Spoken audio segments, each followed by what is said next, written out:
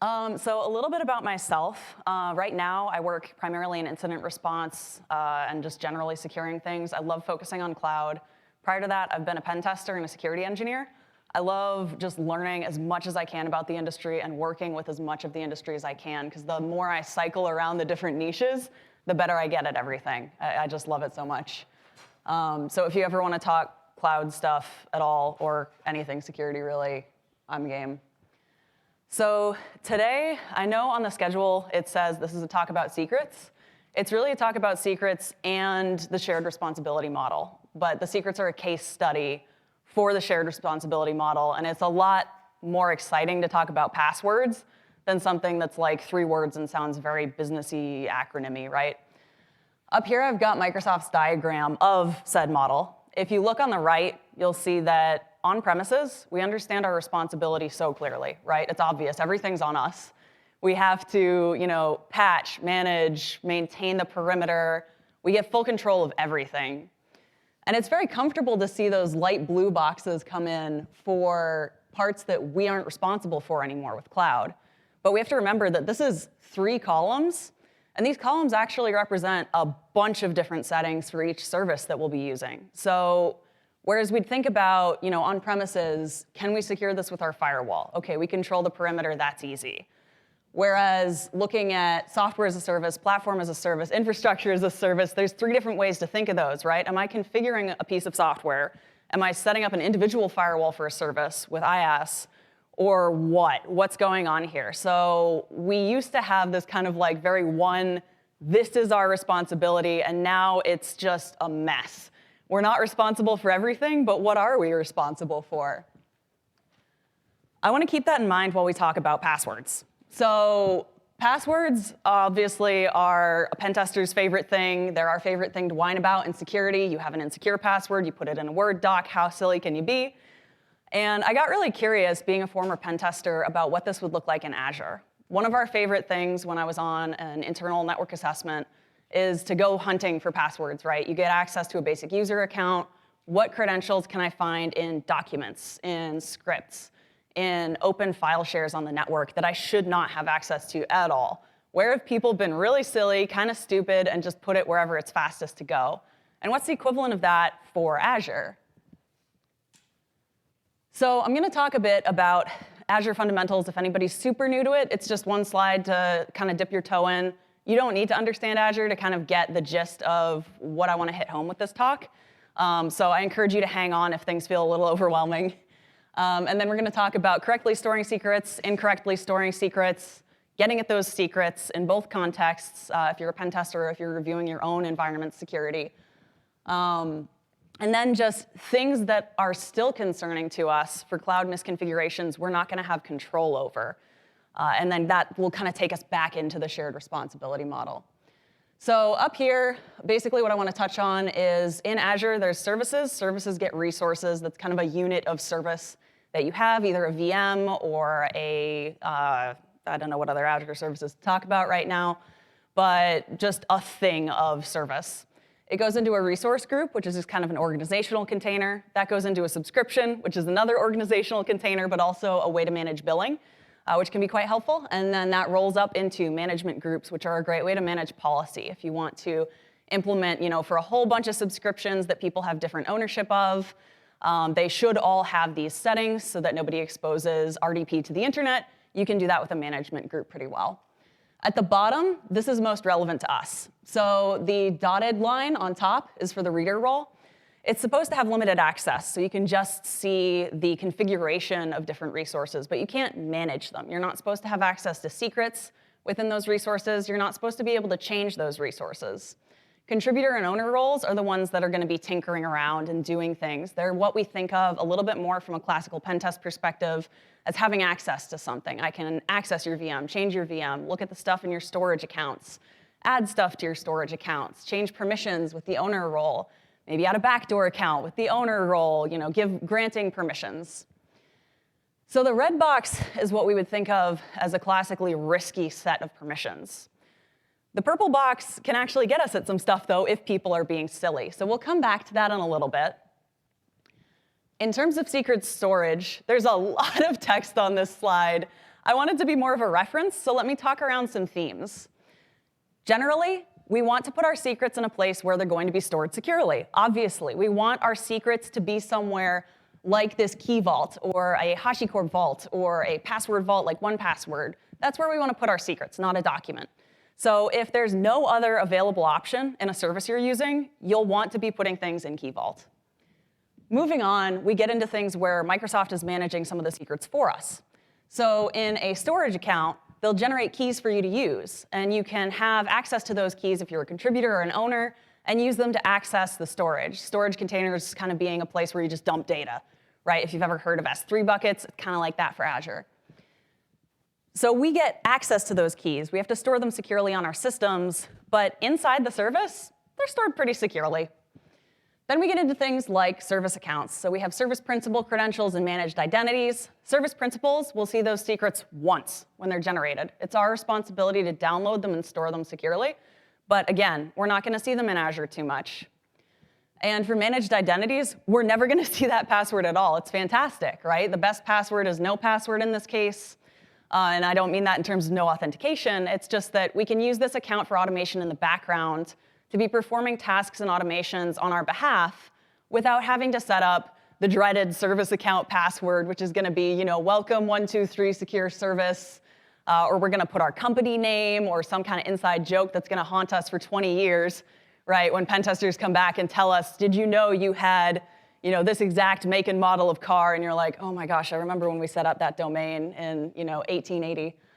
So those are some places we want to put passwords.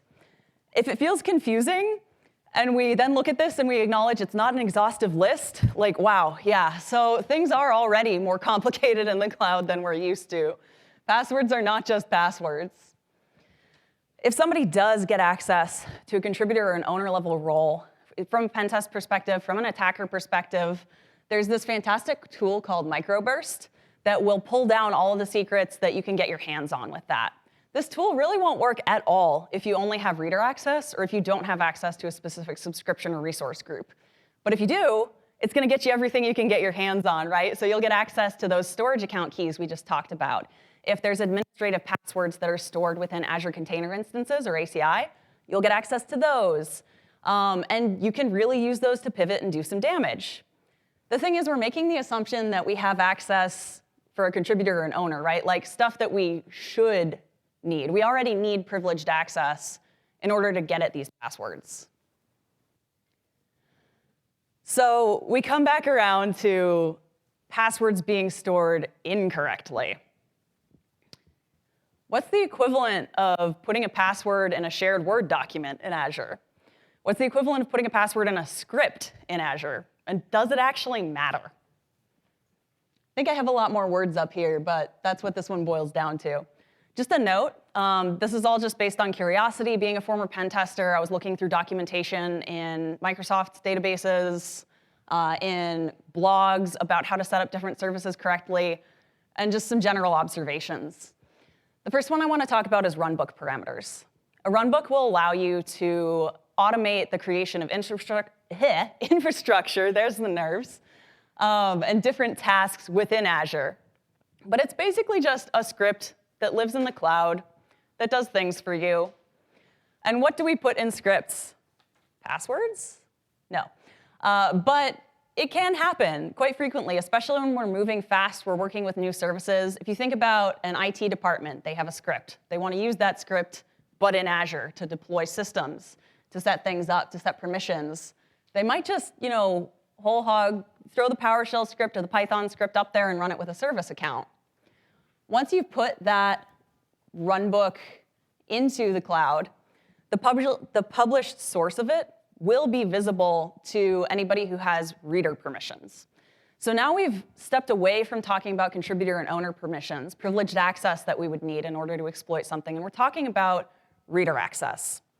Depending on what environment you're in, if you are a consultant or a pen tester, or if you're looking at your own environment, you might not actually have much reader-write assignment, but in some environments it can be a little more prevalent. Maybe you're an IT auditor, maybe you're a help desk worker, you need to look at Azure infrastructure. And in these cases, if you're able to get that very, very limited, not really privileged access, this would be a good place to look. You do need to pull down the runbook code to look at it and review it, but the top here, we've got the runbook view when you're editing and placing it in there. The bottom is the view if I'm coming back at it with a different account with the reader role. So just make sure there is a shared resources section for runbooks at this point with a credentials area. You can place credentials there and they won't show up in the runbook script again. Azure will protect them. I'd still recommend trying to lean on Key Vault, right, in this case, just because we don't really know what's going on with those attributes in the back end. And we might see another reason to question this a little bit coming up. But just don't put them in code, right? Passwords in code is a bad idea, and now we're in the cloud. The next one I want to talk about is coming back to ACI, the Azure Container Instances. Is that what it stands for? This is the problem with acronyms. But this is basically just a way of running Kubernetes at scale in Azure very easily. Provides a level of management for you. And you can place different environment variables that it should run with. With containers, we want to be able to run them regularly all the time, just spinning them up, spinning them down, making them do the same exact things. And to do that, you need to pass a lot of environment variables to say, configure this service this way, configure that service that way, run this script with this thing, with a 5. And obviously, another great place where we're going to need to handle access or passwords or automations, things like that. Any environment variables that are not marked as secure, laser pointer, nice, are going to show up in clear text in the script. So the resource JSON, if you look at the graphic view of Azure, it shows you a lot of different settings visually in a way that's very pleasing to the eye. For a lot of resources, there'll be this little button that says, like, look at the resource JSON. And that's kind of the back end. It's like if you open the hood of the car and look into the resource, then you're looking at the engine, the settings, all these different things. And if you pop open the resource JSON, in this case, you'll see a password if it's not protected. So obviously, we want to mark these as protected so that they are secure, so that they are not showing up in the resource JSON. Another great place to consider Key Vault in all cases, but here, this is how the service, again, with these specific service settings, right? You listen to me go through these, and I'm like, well, you want to use Key Vault, but you want to use this here, but for this one, you want to use a different setting. The cloud is complicated. Like, I thought that was supposed to be easy, right? But another great place where the reader role could access permissions or secrets that you shouldn't have with the ability to just view something. The third example I want to talk about is Azure Logic Apps. So this is a great example of like no-code, low-code type solutions. I know we love to bash what new technology brings to the table, but it's honestly pretty cool. Like someone could integrate an API with all these little visual building blocks without having to think about code syntax or essentially learning a new language in order to describe how to do something. This HTTP block right here is one of the most common foundational blocks, and it includes all these useful parameters you can add. One of them is a password. Of course, if we're connecting things together, we're pulling data from different services, we want to have a username and a password. It's not protected in this service at all. You can't mark it as secure.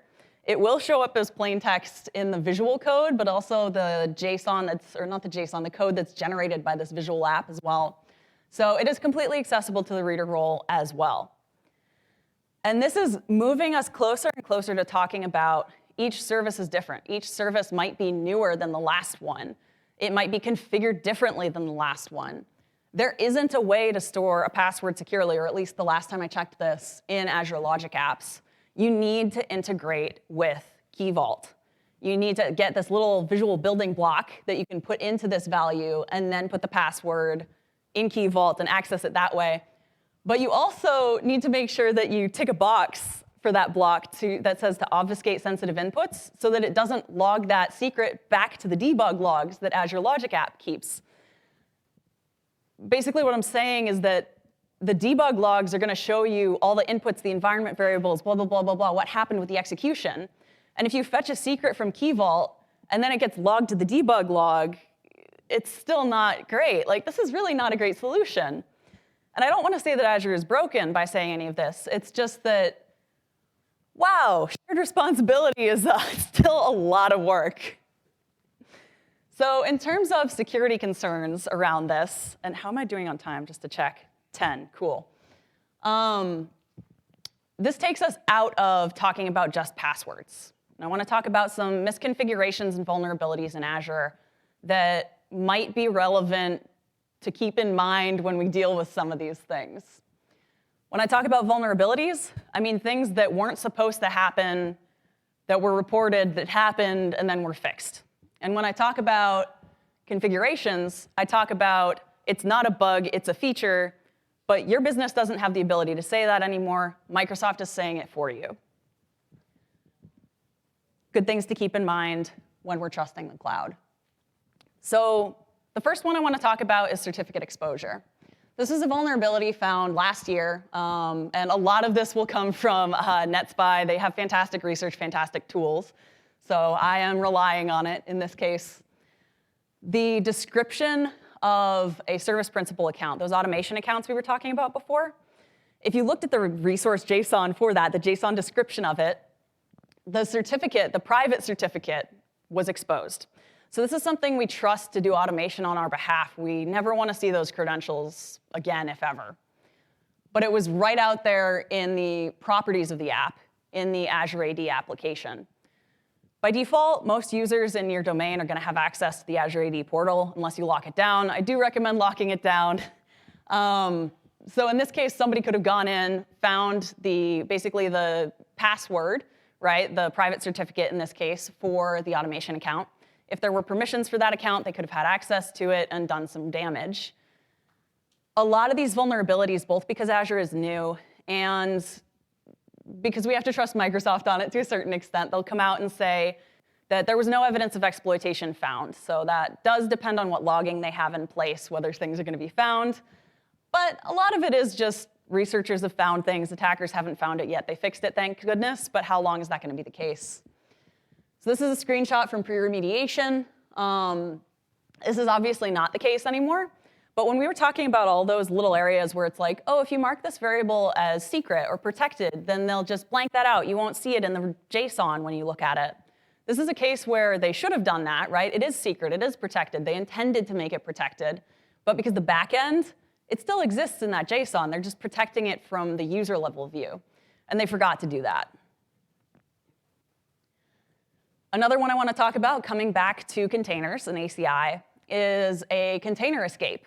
So the CVE that we reference here is from 2019, but this was discovered in 2021, where the version of Kubernetes that was running in ACI was vulnerable to a container escape. And one of the things that makes ACI cost-effective and useful for businesses is that Microsoft is just sharing some infrastructure on the back end. So if you're able to escape the container, if you're in your container, that's fine. You're in your own tenant's container. Lovely day, nothing to worry about. You can't get at anybody else's data. But because we're sharing this infrastructure to save costs, I might be right here. I might have company A's containers next to me, but I'm never going to know it. Company C might be over here. Maybe company B is off on a different set of infrastructure. But if I'm able to break out of my container, I might have access to company data that's not my company, and nobody likes that. So in this case, again, no evidence of exploitation in the wild was found, but the researchers who discovered this would have been able to access data in containers, so basically systems, company systems that were running company apps that were not their own. Not a good day. Also not a good look that this was found. This vulnerability was found in 2019, but the version of ACI deployed at the time hadn't patched it yet in 2021.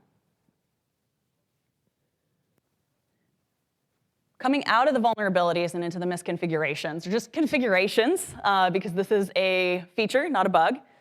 If you use Azure AD single sign-on at all, I know we're talking about an Azure product now in Active Directory, not to get too far into Active Directory, but it is possible for usernames to be enumerated, and if you don't have MFA set up for users, it is possible for those credentials to be brute forced. An attacker could target your users from anywhere on the internet unless you've set up conditional access for it, right? All these caveats for shared responsibility. You can set up things like conditional access, like smart lockout, to make sure that it's not possible to just brute force passwords. But at the same time, if I was running on-premises Active Directory, there's no way I would expect someone to be able to brute force my usernames from off-network. If I was running a little company network and someone told me that 3 countries over, somebody is trying to see what usernames and passwords work, even if I have MFA enabled for my users, I'm not comfortable with that at all. So coming back around to conclusions, I ran this by a colleague, and he said, really, you're just talking about the fact that shared responsibility is your responsibility. I don't know if you got that from somewhere, but it's a brilliant line, and it's really what I want to end with here. On premises, we know where our permissions stand. We know where our access, our management stands. In the cloud, oh my gosh, it is such a mess. It is so complicated. It's delightful to research and work on, but it's also kind of terrifying, right? As a technologist, I love Azure. There's so much happening all the time. But as a practitioner in the workplace, it can be really scary sometimes. So make sure, to come back to passwords, to make this a password talk, please make sure to educate users, especially when you're using a new service, on what is secure, what is not secure per service. If you can, get documentation on those things, on using Key Vault correctly, on protecting, setting that secure attribute, all those things. Remember that shared responsibility aspect. Even though we're pushing our stuff into the cloud, we're getting a lot off our plates with that, we still need to be responsible maintainers of the service. And just keep aware of what new services are coming out, what's getting adopted. If a service is newer, like Logic Apps, is the security for that adequate for your users? Is there guidelines you need to give them outside of the obvious to protect things? Is there policy you can configure with management groups? Policy is so great when you can configure it because you can prevent somebody from doing something silly. And if you are curious about Azure, I did just want to mention the learning paths that Microsoft has online are fantastic. They'll spin up sandbox labs for you. Something that kept me from getting into Azure for a really long time was like, I do not want to set up something and get a surprise $200 bill. With the sandboxes, you will not get that bill. It will be on Microsoft. You can use it to complete lab activities, and it's a fantastic way to learn things without worrying about the costs, the credit cards, the billing, all that nonsense. So even if you're not taking the certifications for AZ 900 and 104, I do recommend those labs. And at this time, I will take any questions.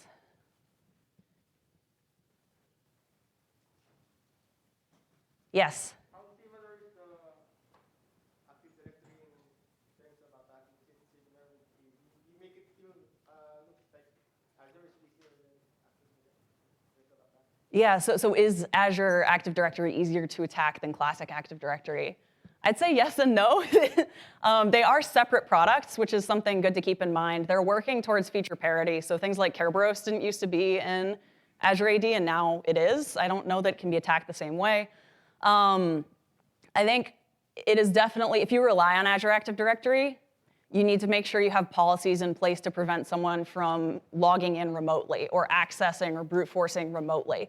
So I would say if you prevent remote authentication in all the ways that you can for Azure Active Directory or from networks that are not your own, then it's going to be a lot harder to attack. It's easier to expose to the internet than classic Active Directory, but it won't have the same vulnerabilities you're dragging around since the day AD was born. Yes? Apart from the CI security benchmarks, is there any good documentation on how to scan your Azure environment and find these things? It feels like a really, really enterprise kind of problem. Yeah, that's a really good one. So the question's about finding these issues at scale, fixing these issues at scale. There are benchmarks, as you mentioned, for this kind of thing. There's also the ability to set policy with Azure to look for these certain kinds of things. One thing that I've loved as a technical practitioner, not moving towards like enterprise policy side, but there is an Azure Resource Graph query blade where you can basically run a database query in KQL, if anyone's familiar with it, against all of your Azure infrastructure. And that can make identifying some of these things a lot easier. Out of the scope for today, but happy to chat about that more if you're curious. Yes? In terms of the Azure environment, right, is there a way to remove the ability to see all the JSON files from each environment? Because let's say we're to deploy a bunch of VMs or storage containers or whatever, right? JSON files are everywhere. Is there a way to remove JSON files? Yeah. I love that question. So the question is, can we remove the JSON from Azure? Can we stop people from looking at the JSON in Azure? Not to my knowledge. So Azure is meant to be interacted with from a programmer's perspective and a graphical user's perspective. Microsoft will protect certain attributes in that JSON, and you can prevent people from seeing certain attributes based on whether they're a contributor or an owner. But you can't really take the JSON out of Azure. And I think that's all the time that I have. So thank you so much.